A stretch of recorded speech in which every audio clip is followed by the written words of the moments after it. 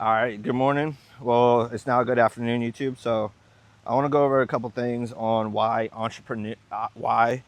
mentorship is essential to entrepreneurship from a biblical perspective. So, there's a couple key points I want to be going over with. So, you probably heard a lot of phrases called self-made. Here's the truth: it doesn't exist, not in business, and definitely not in the Bible. Every great leader you can name in scripture has someone pouring into them.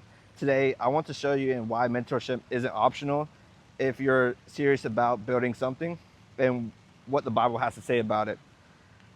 So, here are my notes. Proverbs 15:22 says, "Without counsel, plans go airy, but in multitude of counselors, there are established." As entrepreneurs, we love to trust our gut, but scripture is clear. Plans fall apart in isolation. They get established, they get strengthened when we invite wise voices into the process. And of course, mentorship is a two-way street. Proverbs 27:17 says, as iron sharpens iron, so a man sharpens another. Mentorship isn't just the mentor pouring into the mentee, it's mutual. The mentor grows too through the questions asked and perspective shared. The accountability is created. That's why I have a couple great mentors, of course. One, Christopher Westfall, $40 million he sold for his business. He was in life insurance. And he's been helping me and guiding me through this troubled time I've been going through right now. And of course, Andrew, he did marketing as well. He still does it, but he doesn't run it himself. He has someone else that runs it for him. And of course, in section 3 here, it says you need support when you fall. Ecclesiastes 4:9-10. Two are better than one because they have good reward for their labor. For if they fall, one will lift up his companion. But woe to him who is alone when he falls, for he has no one to help him up.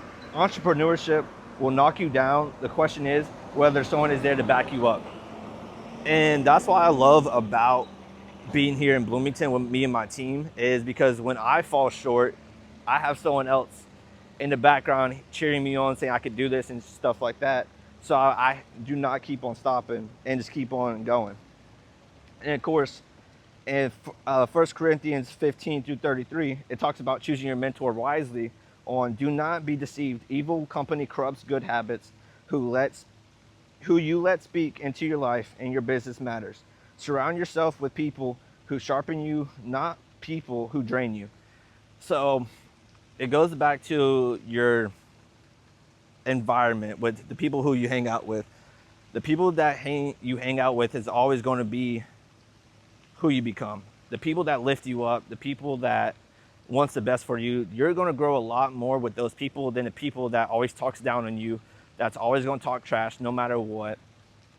And that's where I'm learning a lot lately. There's a lot of people that I used to try to associate myself with, but they keep talking trash on me, bringing me down.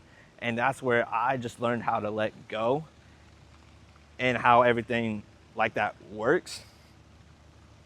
So, and of course, I'm going to go over some biblical examples of mentorship. Moses and Joshua. Moses prepared Joshua for leadership, not just military, but spiritually. So Joshua was ready to lead Israel into the promised land.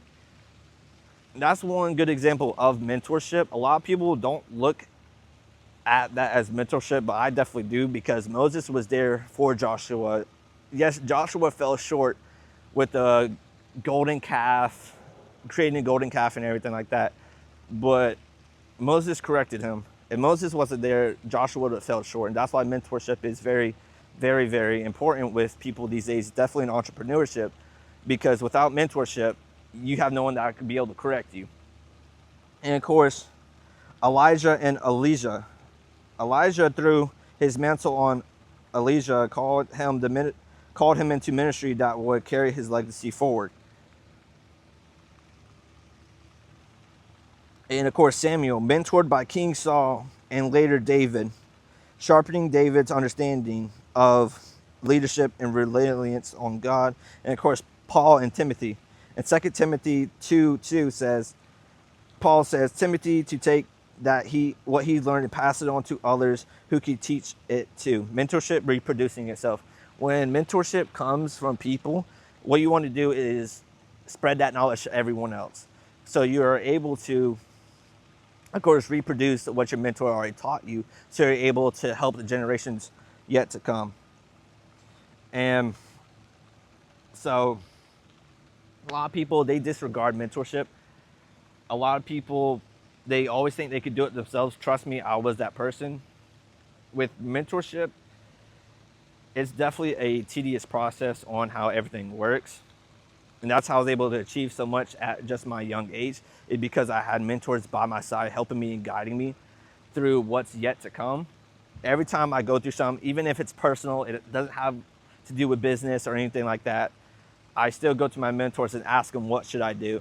I have a pastor mentor, Pastor Ed. I have a life insurance mentor, Christopher Westfall. I have a finance mentor, Andrew Lynn. And I got of course, Christian entrepreneurship mentor, John Gibson. These are all successful mentors that I have came in contact with. Christopher Westfall, of course, $40 million, sold his business about 6 years ago. He's been retired ever since.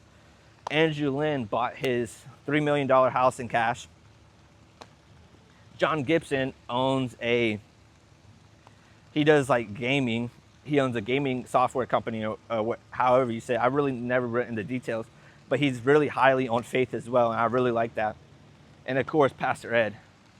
Every time I have trouble with anything going on, I always go ahead and go to him and ask him what I should do, because he's really deep in the Word. And with with the mistakes I have been making lately, I went straight to him and we've talked about it for hours and hours about how I'm able to fix it. And how I met him was just literally from a while back ago when I was, of course, struggling with money. I used to DoorDash, and I was DoorDashing to his apartment complex. Forgot how we met, but all I remember is his son wanted to see my car. And of course, with everything like that, I went to complete the DoorDash order, and I went down and I told him that when I come back down, I'll knock on your door and I'll let him see the car and everything like that. So with everything going on and how God puts people in your life, it's freaking crazy. Just like yesterday, the goodness in my heart, this lady, I know this is not on the mentorship like topic or anything, but yesterday around 7 p.m., this lady, she popped her tire. Okay, I was going into to this restaurant, and of course I was just sitting there, and I saw 3 people walk up to her. They talked to her for a little bit. I thought they were gonna go fix her tire and everything, but they just walked away after 10 minutes, like 5-10 minutes. And so I felt bad in my heart because she was just sitting there waiting for somebody. So I went over there, left the restaurant, and went to go fix her tire, and I was not expecting anything in return. And yesterday she gave me $100 just from helping her out, when I really was doing it out of kindness of my heart. I tried to tell her I didn't need it, because of course I definitely don't need the $100, but God rewards those people who do it out of kindness and everything like that. And that's what I've been understanding and trying to learn with everything lately, is a lot of people, they don't really want to try to help people because they don't see no return in it. And that's what I'm learning right now. When I'm on the phones with people, when of course I can't help them and get them life insurance, I still try to end it off on a good note, because yes, they don't have any money. Yes, they are like short on bills. Yes, all this, but I at least give them some advice on, hey, like start doing something. Like, yes, you're on a fixed income, but you're spending money on stupid stuff. You're smoking 6 cigarettes a day. You're going through 1 or 2 packets a day. Like, and those are like what, $10, $15 each? I don't know, I don't smoke. But you could be saving so much money if you just let go of the unhealthy habits and actually fix your life. And of course, that's what I'm learning right now with my unhealthy habits, definitely lately. But I'm getting back into everything. And to end it off is, let's see, If you're building something right now, a business, a brand, a calling, don't do it alone. Go find someone who is a few steps ahead of you. And once you've grown, don't keep it to yourself. Become that person for someone else who's mentoring you right now. And that's why how mentorship freaking works is someone mentors you, you take that knowledge and you give it to someone else. With the people that's already on my team and they're going to be coming on my team, I give them the best advice I can because, of course, that's what my mentor gave me. And yes, I'm only a few steps ahead of them, but that advice has helped so many people these days and helped them grow. Like, there's this guy, Marlon. He's one of my recruits. And he's doing really, really well for himself. I was on the phone with him for 40 to 50 to, what was it, an hour yesterday. And it was freaking crazy is he wraps cars. He wants to get into life insurance, but he doesn't have the time. And of course, I was telling him I was able to get through my test, well, through the course in two and a half days, technically 3. But I tell everybody it was 3 days. And yes, it's 28 lessons and everything like that. But with my mentorship to him, I inspired him to no matter what you're going through, you are still going to be able to do it. I got through the course in 3 days, working 14 to 16 hours a day. Yes, it was only about an hour or two of studying, but it's just what comes in priority and everything like that. He's doing really good for himself. He's 19. You got his own car in his name. He has an Audi A3. It's a 2017. It's white. It's really clean. I really like that car. And I actually see the potential in him.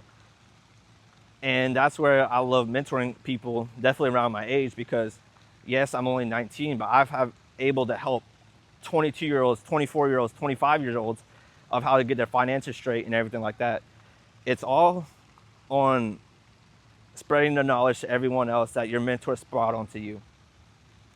And I've helped this one person, I'm not going to say the name because they were going down bad, didn't have a job, didn't have anything. I told them to go get ahead and get a job. They got a job. I was able to convince them to get a car. They got a car. And now they're making about, yes, they're still working a 9 to 5, but they're still making $2-3 grand a month. They weren't doing nothing. They were sitting home. Their mom was paying all their bills. And now I got them to where they're able to get their first car. They're able to get a job. It's actually a full-time job working. And on top of that, was able to fix their life up a little bit. And of course, when it comes to the time when it's ready for them to get into life insurance, I'll be there for them. Because I'm building them up to where, so they're like down here, I'm trying to get them right here. And that's how everything works. So it's baseline and the end of it all is mentorship is a key principle in entrepreneurship, definitely at a young age. Spread the knowledge that your mentor gives you and